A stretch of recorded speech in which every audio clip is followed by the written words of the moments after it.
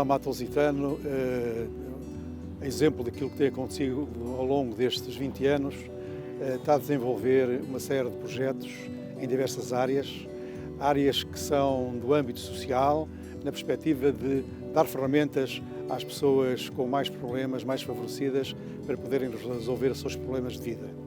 E ao mesmo tempo, a Mata Lusitano tem-se candidatado a diversos programas, a diversos projetos. Estamos, neste caso concreto, estamos a falar do projeto CLDS 4G, a quarta geração, especificamente numa das ações que tem a ver com o mundo rural, com as freguesias. Este CLDS 4G foi criado e foi preparado, nomeadamente para a intervenção nas freguesias.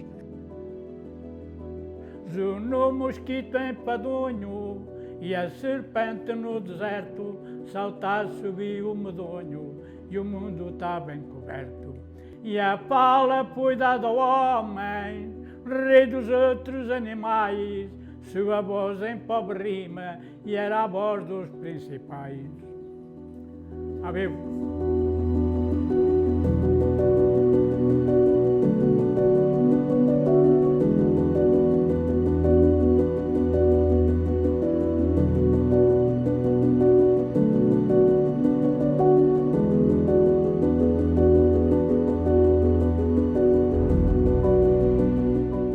Bom dia a todos, sou José Damas, Presidente da Junta de Freguesia da Lardosa e Val da Torre. Aqui não é a União de Freguesias, mas eu gosto de incluir a nossa anexa, que é uma freguesia, ao fim e ao cabo, com muita vivência. E queria começar por agradecer à Mata Lusitano e este projeto. Começo logo pelos agradecimentos, porque é um projeto CLDS que recolhe as vivências e fala com os cidadãos, alguns até têm muitas histórias para contar de antigamente e que ficam recolhidas nas vossas imagens, nos vossos vídeos. Acho que é uma mais-valia para quem, no futuro, quem vem, netos, filhos, crianças mais jovens, passarão pela junta também daqui a amanhã e que possam ter um documentário, algumas daquilo que foi, algumas histórias do antigamente, para as pessoas que são. Eu queria simplesmente agradecer e queria-vos dizer que a Lardosa tem crescido bastante nos últimos anos, fizeram-se bastantes melhorias, apesar de que eu acho que eles levaram as coisas mais para as capelas, a igreja, mais para aquilo que temos e que temos que valorizar, que é o património cultural e religioso neste caso. E uma das coisas, um motor de arranque também para esta evolução, penso eu que tenha sido a Feira do Feijão Frado. Acho que foi o ponto que deu alguma vida à Lardosa, que estava muito, quando cheguei à junta há 16 anos atrás, mas a equipa de então, o Sr. Carlos e o Sr. Manel, com esta ideia da Feira do Feijão Frado, a Lardosa começou a ser mais falada, mais conhecida, porque estava muito morta. As pessoas começaram a ter um objetivo. No Val da Torre foi atrás da Lardosa e recriou a Feira da Flor, que vai ser agora o Festival da Flor, que vai ser agora para o mês que vem. E acho que foi iniciativas que começou tudo com aquela ideia que tivemos há algum tempo atrás, que não foi só, ao fim e ao cabo, para a Lardosa, porque atrás da Lardosa foram todas as outras freguesias. E acho que é uma maneira de ajudar e de mostrar e de criar vivências entre os cidadãos da Lardosa e do Val da Torre e do concelho em si. Penso que com o vosso, mais uma vez, um agradecimento à Mata Lusitano e a este projeto, porque acho que vai recolher e vai mostrar tudo o que é de bom e que se faz aqui nas freguesias. Obrigado a todos.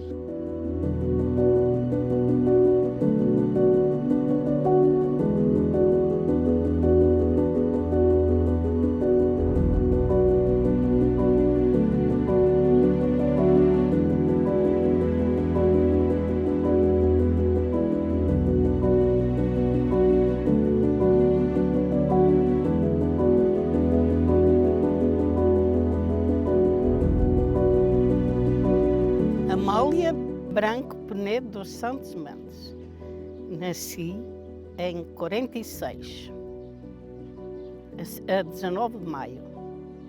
Brincávamos com pedrinhas dançávamos agarrada às gestas, cantávamos, levava porrada.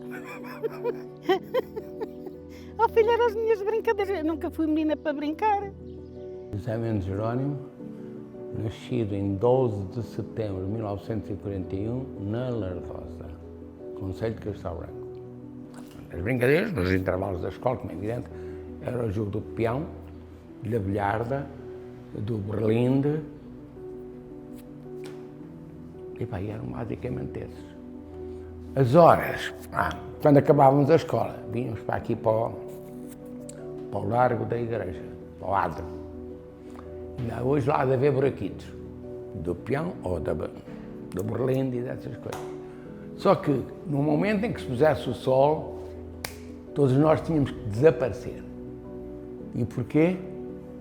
Porque qualquer um dos que já tivesse ido ao número, portanto tivesse ido fazer a inspeção, se se pusesse o sol e nós estivéssemos ali, puxava do cinto e distribuía mesmo cinturão para toda a gente. Os outros, a partir daí, já não precisavam, mas os menores tinham que ir para casa mesmo. Guilhermina Maria Duarte Moreno Silvares. Nasci em 28 de 10 de 1941, na Lardosa. Foi uma infância feliz, aqui à volta da igreja. A casa dos meus pais é aqui atrás da sacristia. Havia muita criança aqui no adro, não havia telemóveis, não havia televisões e divertíamos-nos por aqui à volta da igreja com as brincadeiras normais da época, as rodas, e os rapazes, para ir à bola, esses jogos de antigos.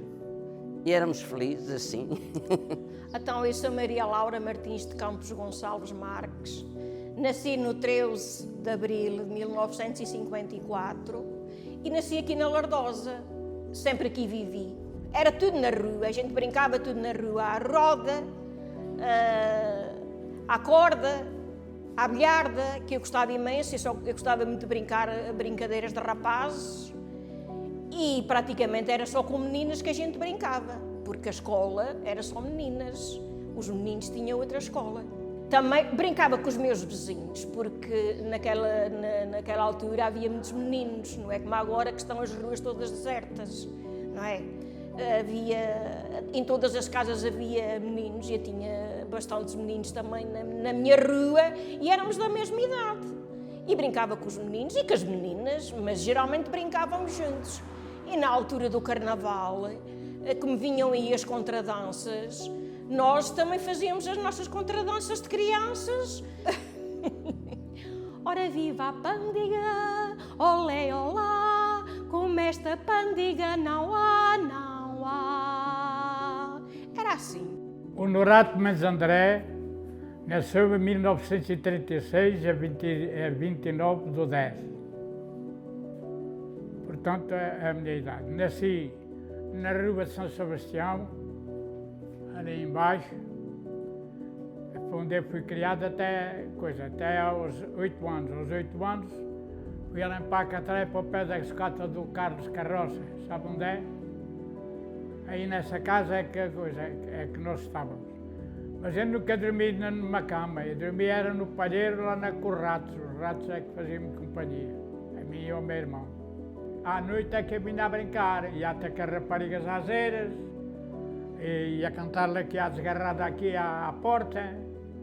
Eu cantei muito às cachopas, outras vezes a gente palra pega papagaio e carcareja a galinha e os terros pombos arrulham, gema rola inocentinha, grasnarran rujo o leão e o gato miúdo o lobo. Também o biladro cão, relincha o nobre cavalo, e os elefantes dão urros, a tímida ovelha bala, jurar o próprio dos burros. A gente íamos ali para o adro da igreja, ali aqui íamos a brincar, né? Íamos para a brincadeira. O gajo eram mais velhos que a gente, não queriam lá a gente ao pé deles, do que a correia a andar às correadas à gente, a malta mais nova.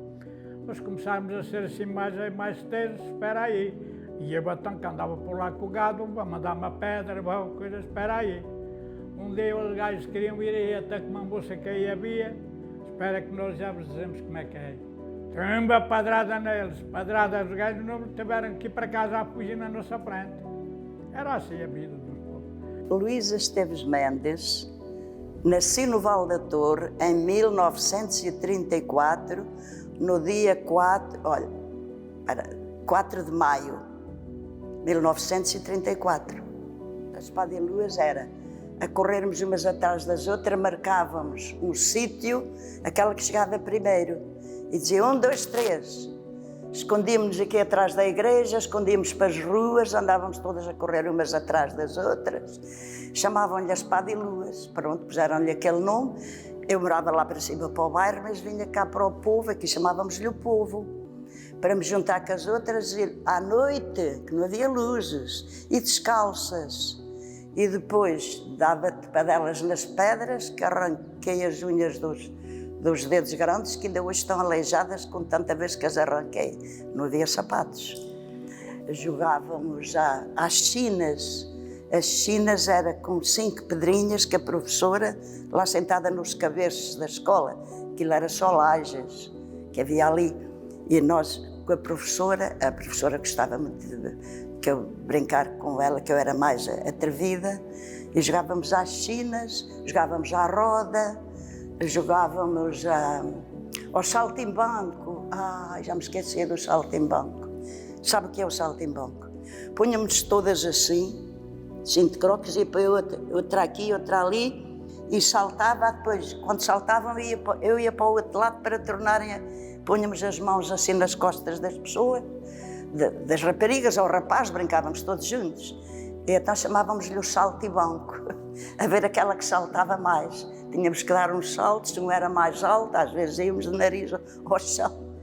Era só terra e pedras, não havia cá mais nada.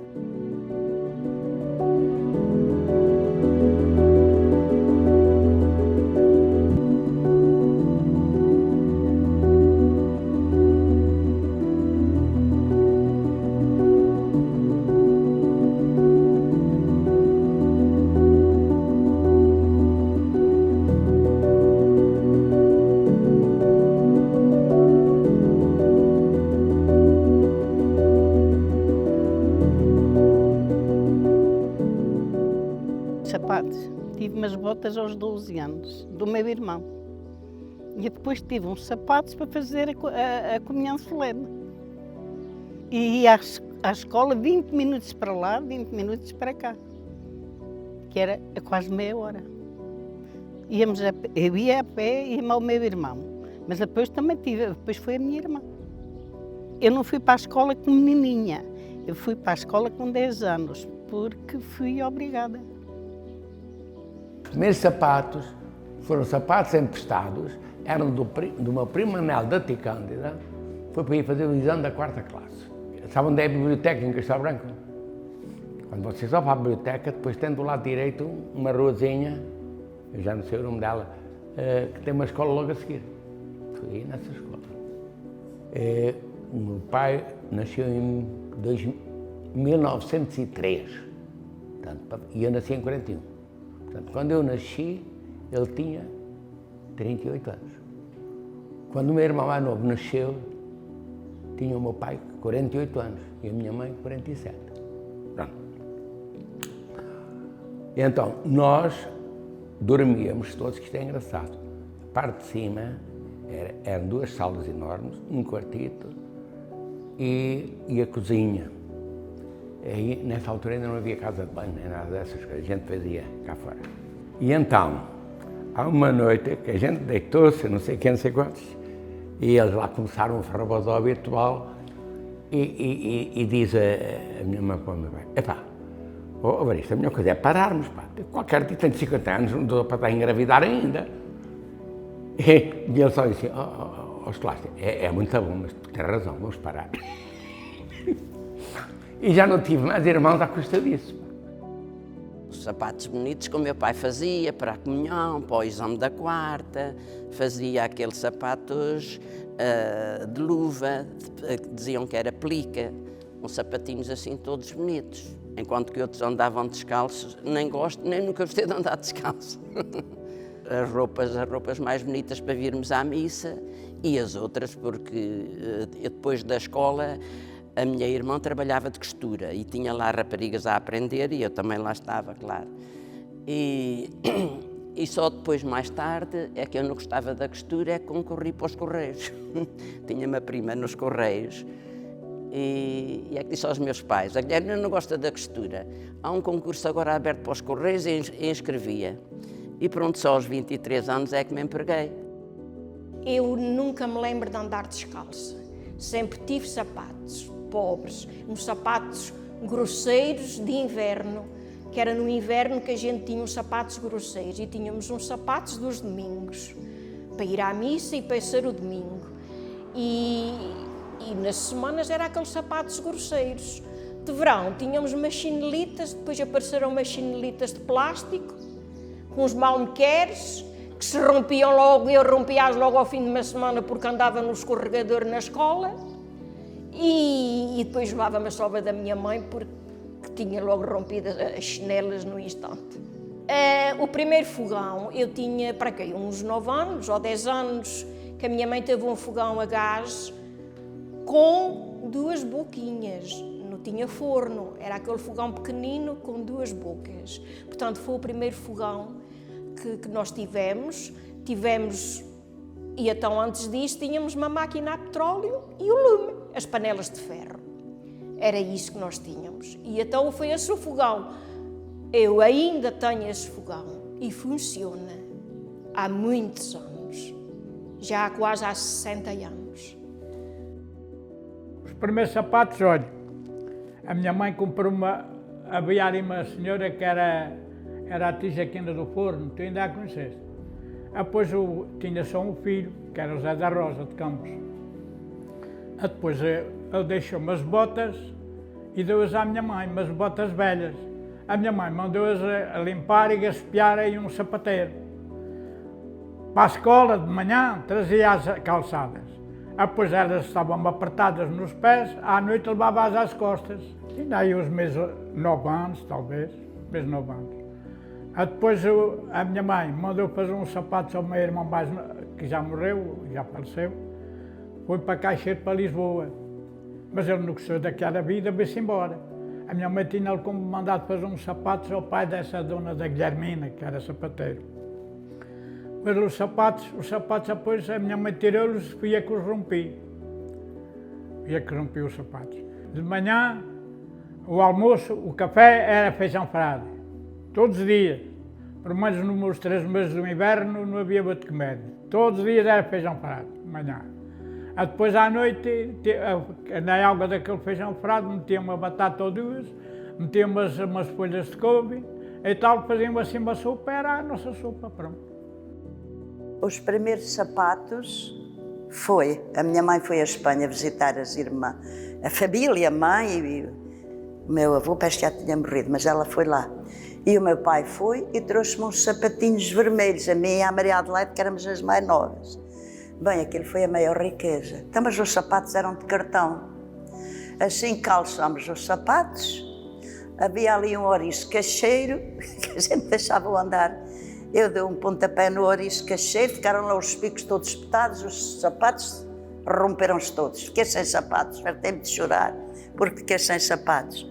Mas depois usei tamancos. Os tamancos eram feitos com os paus dos amieiros que cortavam na ribeira. Eram feitos de pau de amieiro. E a parte de cima, rompia-se as partes de baixo, a parte de cima ainda ficava e aproveitavam, fosse de homem, fosse de mulher, aproveitavam para fazer os tamancos. E então, quem me fazia os tamancos era o tio Manjerico. Chamavam-no o tio Manjerico, mas ele era António. Pronto. Era ali o nosso vizinho, ele é que me fazia os tamancos. E era outro que lhe chamavam o Tito Nito Pai Água ali. Eles faziam os mais bem feitos, porque a gente com aqueles tamancos, eles têm, não pode ser a direito, porque senão a gente não pode mudar o pé. Tem que fazer assim como é que é, parece que vamos a dançar. E levava esses tamancos para a escola, porque antes de ter os tamancos, coitada, chegava lá porque aquilo de antes do gelo, até o chão abria dentes de cavalo, o gelo, já assim. Chamávamos-lhe os dentes de cavalo, porque era não sei quantos graus negativos. E o chão abria gretas, com gelo assim. Eu chegava à escola e tinha que meter os pés debaixo do rabinho, na carteira, para aquecerem. Depois, quando tive os tamancos, havia toda contentinha, os tamancos já não passavam o gelo.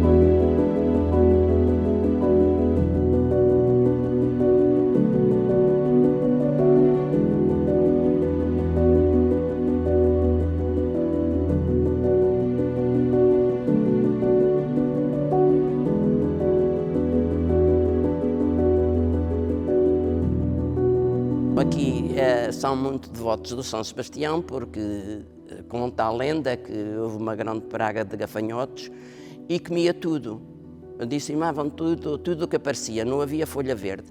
E então as pessoas prometeram, eram muito devotas do São Sebastião, porque o São Sebastião era da fome, da peste e da guerra.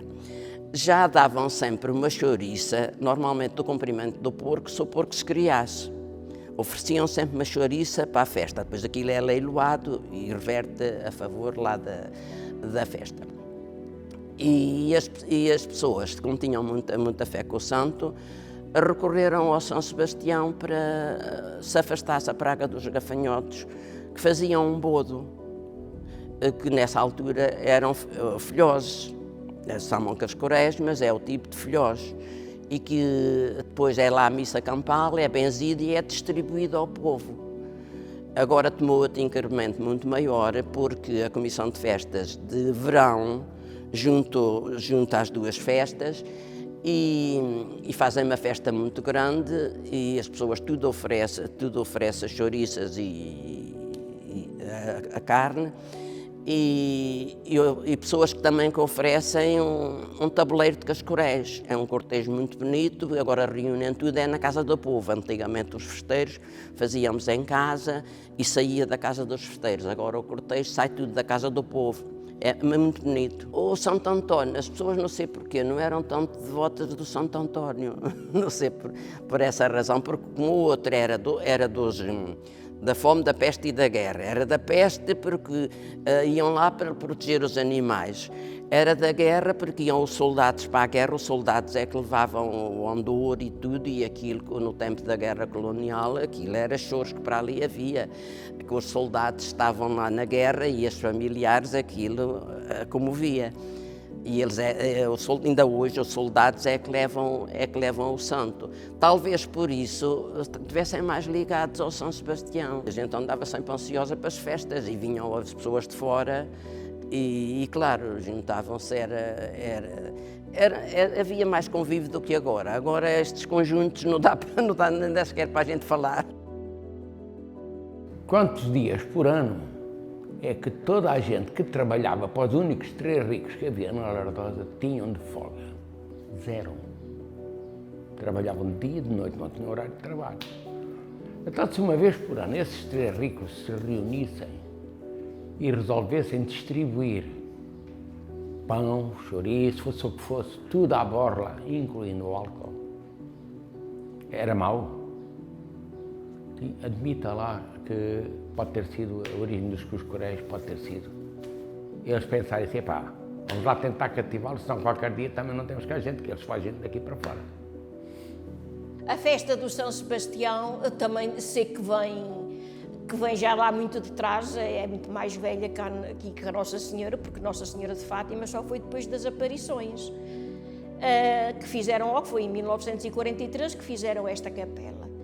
Portanto, o do São Sebastião já é muito mais antiga, não sei precisar os anos, que já foi.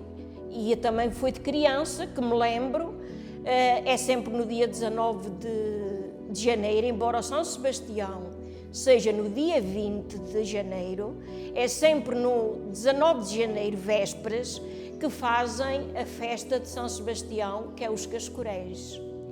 E então há uns festeiros, eles é que oferecem os cascoréis e o povo vai todo, mas agora é tudo muito grande, agora é diferente já. Mas antigamente era até as pessoas um bocadinho mais abastadas, é que faziam esta festa, porque quem tinha oliveiras, que tinham azeite, porque era tudo feito com azeite, não havia óleos, não é? Eu era criança e lembro-me de vir também aquela procissão, os homens com os cântaros do vinho à frente. Agora é tudo outra fartura, embora a gente diga que está mal, mas é outra fartura. E eu andava também, lá estava eu, nunca tinha um cascorelo, porque nunca me chegava, eu era pequenita, e nos chegavam e eram poucos.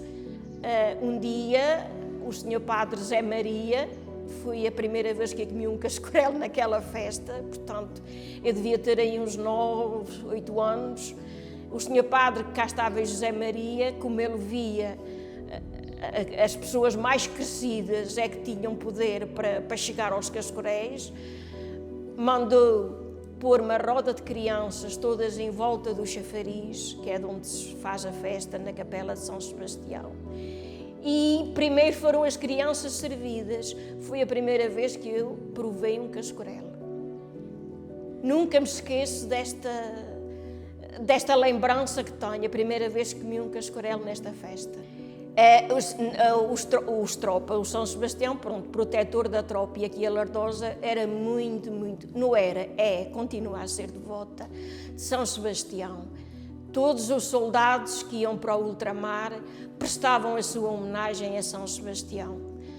Uns levavam até uma fitinha com a altura do São Sebastião, ou uma medalha, e antes de irem todos prestavam a homenagem, a sua continência, tudo aquilo que os soldados fazem, mas era mais na festa de maio, porque nós temos a festa de São Sebastião, tinha 2 festas, agora só tem a dos cascoréis, mas tinha 2 festas, que era em maio, no domingo do Divino Espírito Santo. O São Sebastião tinha a festa que a gente chamava a festa civil, em que o São Sebastião vinha para a igreja e se fazia a grande procissão, e os soldados é que levavam o São Sebastião, e todos aqueles que eram soldados faziam uma procissão em volta de São Sebastião. Era assim, nenhum soldado da Lardosa faleceu na guerra. Temos esse privilégio ou essa graça. Toda a gente e todas as pessoas, principalmente as mães, iam ao São Sebastião, enquanto os filhos, muitas não podiam porque não tinham posses para isso, e iluminar o São Sebastião com azeite até que o filho andasse na tropa. Era assim. E ao Santo Sebastião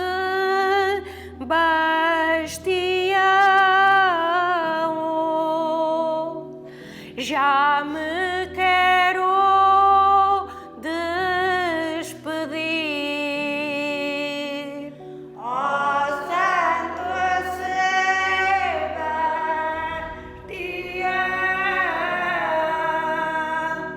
já me quero despedir. Então aqui, olha, aqui fazíamos um bailarico, que é assim neste largo. Ali ao fundo das escadas do Adro fazíamos outro. Ao pé da ponte ali ao pé da ponte que está ali à borda da estrada, o trânsito era pouco nessa altura, era ali que fazíamos outro baile. Ou toque um riolejo, ou toque um pífaro, um pastor a tocar um pífaro. Outro havia aí um ceguinho, ele não era assim bem cego, mas era quase cego. Tocava uma concertinazita mal tocada, tarrantã, e pronto, e a gente fazíamos os bailaricos assim. Só vínhamos à noite, porque de dia não havia bagar, a minha mãe fazíamos andar a trabalhar, chegava a estar meis dias a tirar água à picota. Sabe como é que é a picota?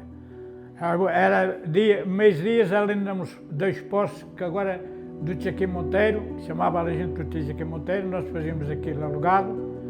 Era todo dia, todo meio-dia ali, ainda não subia a água, já a gente lá estava a ver quando é que a coisa estava ali, até o meio-dia, era ali a tirar água à picota. E íamos para os outros lados, ia ceifar, agarrado a uma poça, a ceifar. Eu fui um dos homens que mais ceifei cá na Lardosa. Da minha idade não houve cá nenhum que ceifasse tanto como eu.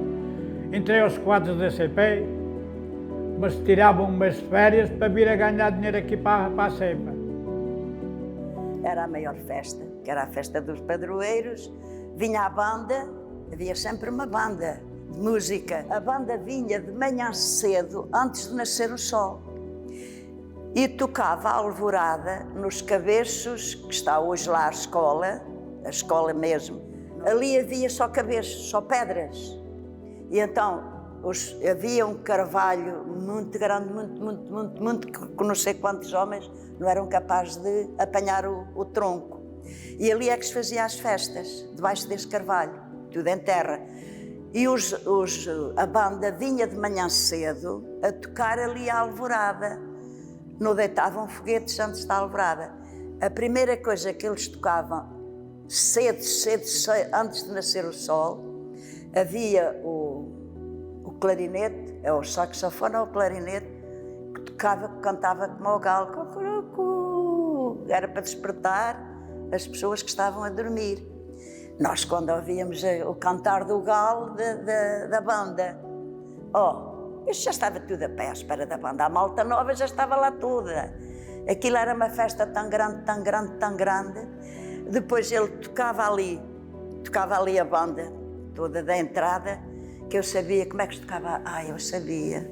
A banda que eles tocavam logo, a música da entrada, era a banda logo a anunciar a festa.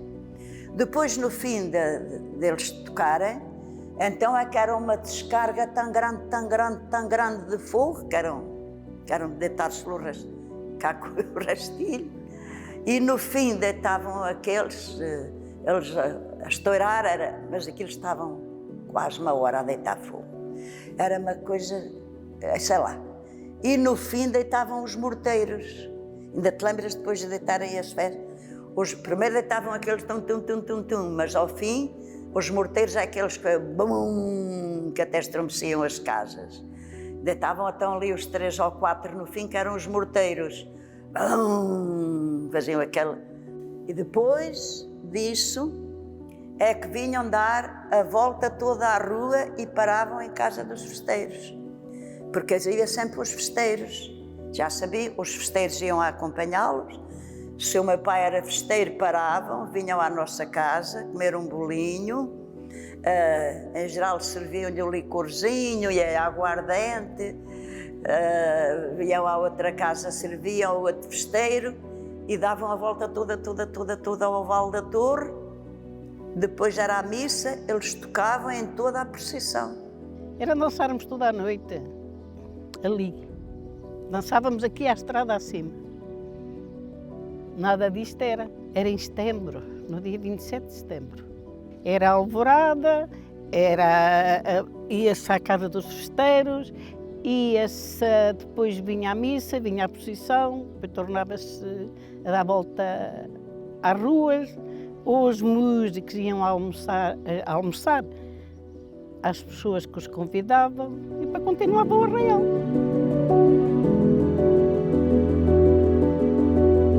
Basicamente, o que eles dizem é que a Lardosa se chama Lardosa porque era terra de loureiros.